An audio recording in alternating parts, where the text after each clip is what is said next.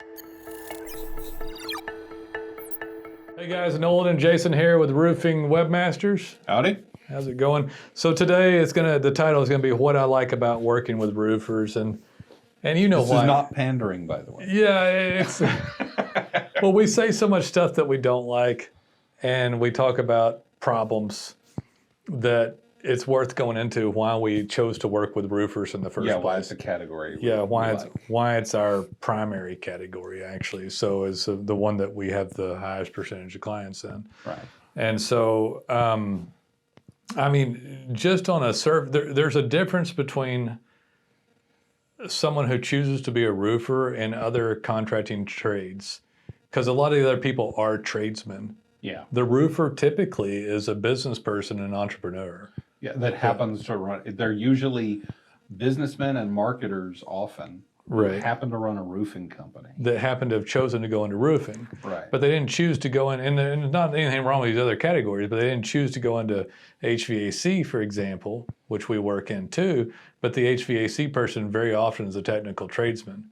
Yeah, it's often the tradesmen who they start as a tradesman and then they eventually happen to start their own business. Right. Whereas the roofer is the other direction. They're a businessman who goes into this business guy. I didn't even think about it until this morning when I started thinking about it. Because when you start breaking it down, the roofer is the entrepreneur, self-starting businessman. Right. Usually a businessman, right? That does it almost every time.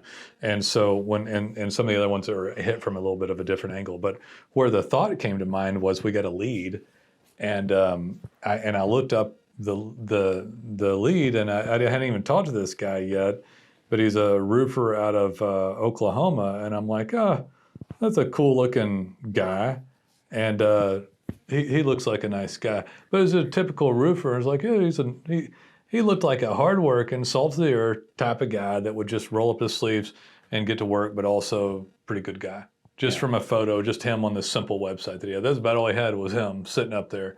And it just made me think about it. I was like, we've got a lot of good stuff about it. So when somebody starts to think about being a roofer, they've got a lot of things going for them that they probably don't even know. You do a roof, you might make $5,000, $3,000, $30,000 on just one roof, on even just a residential roof. Yeah, it's a big one. So as they start to sell their own stuff, I mean, if they became a sheet metal fabricator, they can run a 50% margin because they have added that technical trade to it. So at that point, the roofers become the technician. Yeah. But at the point that they do sheet metal fabricating, which I think is an excellent idea for somebody to learn, because they got to buy up to $150,000 worth of equipment, and then they'll fabricate metal for other roofers and stuff too. Right. But when they start down the road of being a roofer, the profit margin potential is huge. And they're in this crowd that is trying to do the same thing, that have all thought, hey, if I could sell 100 roofs a year, or 1,000 or 50 or whatever. They start thinking 50 and eventually they're thinking 1,000. I think a lot of them do. They'll settle up with that. I have a comment here called Hailstorm Millionaires. So it's like somebody. We talked about this the other day, and if it's bad to pray for hail, and I said it's not. It's an act of God. So I'm like, oh, you can get away with it. But when somebody has a hailstorm, they literally can go from doing like 80 roofs or 150 roofs a year, and then in 1 year they do like 400. Yeah. Or something. And those extra roofs that they did are literally like they can have $1 million net profit left over or more. So they've got that too. They're always kind of going for it. Most of them aren't a gambler, but they'll try to work a couple of markets if the metro isn't big enough. Frankly, here in Dallas-Fort Worth, the Metroplex is big enough, and there's hailstorms every year speckled around the Metroplex. Yeah, if you can get going here, you're good. You're good. You don't have to go much further. You might get like one office in Fort Worth area and one in Dallas area. Yeah. But you've got a little bit of a spread. If they're in another market like Topeka, Kansas or something else, they're going to want to spread it out a little bit. Or if they're in Florida down south, they want to go up north or central, so that wherever that storm hits, every 5 years they've got a spot. Yeah. But I prefer a roofer that's not the storm chaser. What we see a lot is guys who will have a Florida office, and then at some point they'll expand to somewhere like Denver, somewhere Colorado. Midwest, Like or Denver, something Colorado. like Yeah, that. yeah. Two very separated areas that both get storms. Yeah. You'll get someone trying to get a spot in Tornado Alley, and one down in Florida where they get the hurricane. Or vice versa. They'll be in like Texas or Georgia, and then they'll go to Florida. Yeah. It's almost always where they like to vacation. So they go up to Denver. They love Denver. They love Fort Collins, around that area. Or they'll go over to Florida, and they like Florida. Yeah. And so they'll keep their location and have a second one. And that's kind of cool too. And by the way, I might include that when someone is a semi-successful roofer, they can afford to do these things. Yeah. So I make fun of it all the time, but I'm also kind of like the fact that you'll see a roofer with the coolest looking F-250 or F-350 wrapped. They have the extra expensive lift kit and tires on it sometimes. They own a ski boat. They have a house in Oh, Florida. they've always got a boat. They've always got a boat. Yeah. If that is the rite of passage for a successful roofer, is you bought your boat. Around here, yeah. Oh, yeah, absolutely. Around here, they got their boat with their name on the side of it. They've wrapped the boat. Yeah. So, Park it out in front of their house. but they can afford to have two houses or a vacation, or around here they might have that and a lake house, you know. In fact, a roofer just bought a lake house in my neighborhood. Really? Yeah. They're down the street, and then you know what? I don't know. It's but they're local to Fort Worth, but they're definitely in my part of town. I don't know where he lives. I just know that they bought a lake house in my neighborhood. Gotcha. And they like gutted it. That's another thing too. If you're a roofer, you kind of can go buy a fixer-upper and you have all the resources already. Yeah, you've already got crew. Even if you don't know how to remodel a home, once you're a roofer for 5 years, you kind of know how to get a hold of the sheetrock guy. Yeah. You know, or they ripped up the old probably a 40-year-old turnaround driveway in the front. Pretty nice little house. It was pretty outdated, and they just ripped up the whole driveway, ripped up all the paneling, put some sort of planking on it, redid they redid everything. It looks fantastic. Cool. So, but yeah, so you get to do all those sorts of things that you wouldn't normally do. And if you're in a different trade, there's some other trades that I like, but the roofer is more the dreamer because they're looking for that millionaire payday. Yeah. You know, Yeah. the one that chases the storm might get rich, but for some reason doesn't seem to. And I can think of some people that a couple of people that come in and out with us, and there's one right now. You know who I'm talking about? Yeah, I know who you're talking about. Anyway, No names. yeah, they'll make money, but their lifestyle isn't good because we've watched them now for a very long time. So there's nothing wrong with chasing a hailstorm, except that when you get older, you don't want to, and your family doesn't like it, you know. Yeah. But if you're chasing them for a little while, fine. But the roofer who focuses on marketing like stuff that we would help them with gets branded in a marketplace and doesn't have to run all over the place and can go to their kid's baseball game.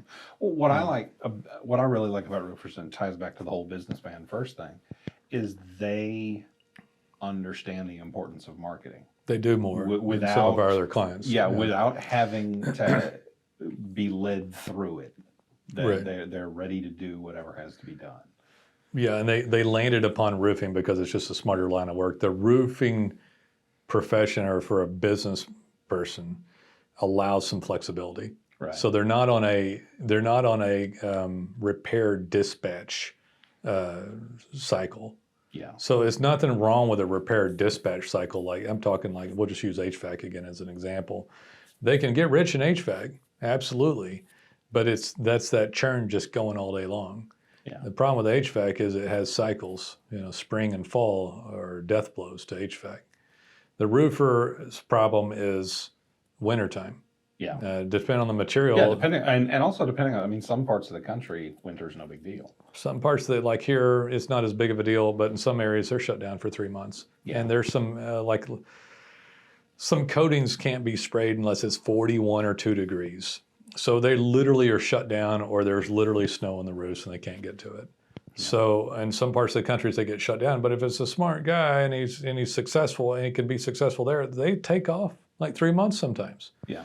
And then if they can be there for storm season, but then they can like take a group of time, even if it's in a Texas roofer, they can say, I'm going to take off this 6 weeks of the year and have my managers in place for this month and come back, and it'll still run a little bit, but they know it's slower and they take off that time.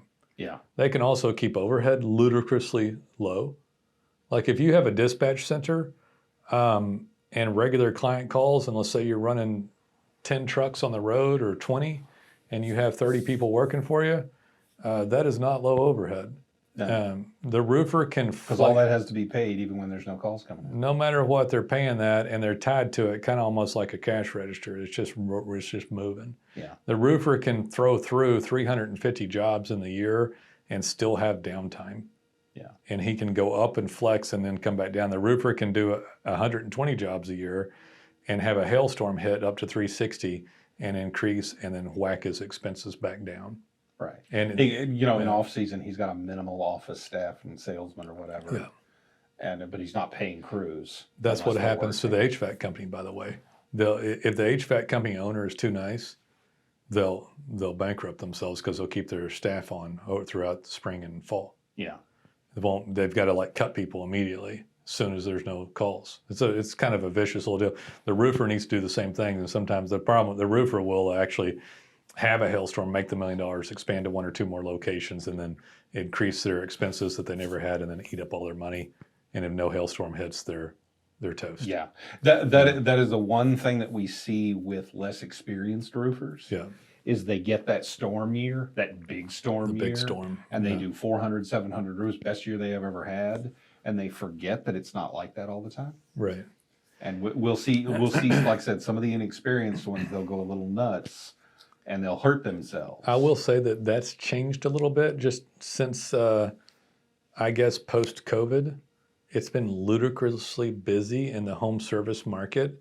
And even without a hailstorm, I was reading a report the other day in Texas. Do you know what our population is supposed to be in 2040? Hopefully, you and I will probably be alive for it. 2040, we're supposed to grow, and I think we're like 29 million just here recently, or are now. Yeah, we're going to go to like 41 million. It's a 35 or something % increase. We'll be the second largest state underneath California. So half the people are coming from California. I mean, people talk about inflation and all this other stuff, but no, California's growing too, oddly. We hear all the negative news about it, and we do get a lot of California people, but California is still growing, just not as fast as Texas. Yeah. So, but it's interesting, it's. I did read a report, now this is 2 years ago, but Fort Worth is the fastest growing metro in Texas. That's where we are, by the way. Wow. Yeah, well, you can feel it. Growing at this point. You can feel it at a more rapid rate than Dallas, the big city next door. Because we still have land out west. Yeah, and Dallas is completely surrounded by suburbs that are themselves developed. And almost growing, all of our east land is gone. There's a little bit out towards Rendon and stuff, Forest Hill. Yeah, there's a little bit of pockets. Not much, though. Not much, and then all the northern stuff just got finished up, just got built out. All the northland, all up through Keller. And South had been built out for a long time. And now, if you go out west, we still have Fort Worth proper land. Yeah. But it's getting developed. And someday, I'm going to sound old as I am for a second here. When I was a kid, if you drove Fort Worth to Dallas, I-20, yeah, it was green Dallas, all the way down. Forest. If you took I-30, you went through Arlington. And but if you took 20, but if you went 20, you were in the country. You were in the country the whole way. You drive down and have a longer drive before we had stuff like Google to tell us how far we were going because it was nobody on the road and it was brand new concrete. Yeah, I always went 20. I always went 20. Yeah, so you go 20 and it's just like a country road, but a freeway. And now it's like houses all the way down. Yeah, it's developed all the way, and pretty soon 20 and 30 merging just west of Fort Worth out to Weatherford will be like that. Yeah, it will be. And point is, this might change or not. No, there's a good point to this. The roofer now doesn't have to chase the storm as much if he's branded in a metropolitan area if they're in a growing state. Right. So it's just popping, and I'm not talking about just new home builds. They just stay busy. There's just like 10 million people here. It's like crazy.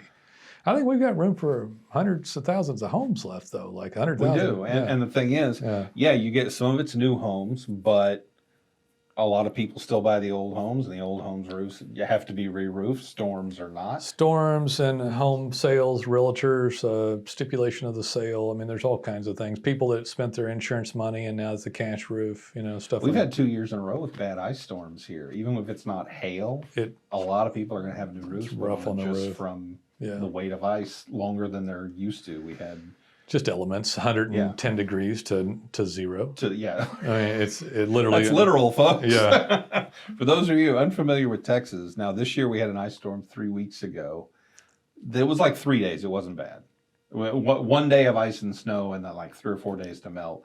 But last year we had the ice apocalypse where it snowed and iced for a solid week. Anyway, so yeah, but it's been a good several years for any home service contractor, and roofers in particular have not had to have to focus on the hailstorm to get jobs, Right. especially if they're optimized. And I'm not going to go into all our stuff on this one, but see if I have anything else. You know, I feel like since I'm Texan and I'm a business person, I get along well with roofers. I understand them. Yeah. I feel like a roofer has like a honorary Texas attitude to some degree. They do. Yeah. They do. They have, because it's a good business category. They have a good attitude and a good approach to business. They're sharp, but they're a tough guy. Yeah. And they're usually fairly reasonable. And you're right. They have said they have to be an entrepreneur, and a lot of them are salespeople. Yeah. But they're a kind of a raw format guy. They don't mess around. Kind of like nice, but tell it like it is type guy. So I get along with them. I like the potential lifestyle that a roofer can live, because a roofer can get rich, and they can have time off, and they can make a lot of money at one time. Yeah. I think it could be And frustrating. we've helped a few of them get there. We've helped a lot of them get there, man. I mean, seriously. being modest. Yeah. We've helped a lot of them get there. But, yeah, we absolutely have. But anyway, I don't know. I just thought I'd think about it a little bit, because we go through and talk about problems that people have. We sit down here and bitch a lot. We do. We do. It's nice to be positive. But we do have the truth is, most of our roofers like us and stay for a really long time, and are pretty reasonable, good guys to work with. And if they weren't, we wouldn't have chosen that as a primary category to work with. Because we've tried categories where we found a lot of unreasonable people, and we back away. We find categories where people are unreasonable, ignorant as to a fault towards marketing, unable to see forest for the trees. I mean, just won't participate. You know, Yeah. can't see it. Too high of a group of them, of that group. You know, won't be able to do it. Cannot do it. I'll give an example of one. Maybe I should or shouldn't, but I'll give one, and I don't care. Who cares? What the hell does it matter? I'm getting too old to care about it. A pest control company will not typically pay for high-end marketing, not Right. because it's not valuable to them. When they're going around hustling one pest control deal after another, and it's stupid that they don't, by the way, because they knock on all our damn doors and harass us when they're spraying their neighbor's yard. Yeah. They harass you like some sort of religious sect or something coming after you. Yeah, they're super aggressive. They're super aggressive, and they won't pay for marketing. And that guy that knocks on the door is a salesperson, for that stuff, trying to get a commission that they're having to pay for. Yeah. So it's not like the door knock is free, even if the guy pays for commission. I will get off on this for a second for a roofer, because a roofer will act like some roofers, not our love fest here with all the ones that we like, but they will say, "Oh, we door knock, self-generated. Marketing costs us nothing because we pay commissions." No, the commissions are high as hell on those guys. Well, if you pay a commission, you have paid something. Yeah, you pay. They do the 50-10 split, where they take 10% off the top for overhead, and then whatever's left on the net minus material and labor, they split that with the salesperson.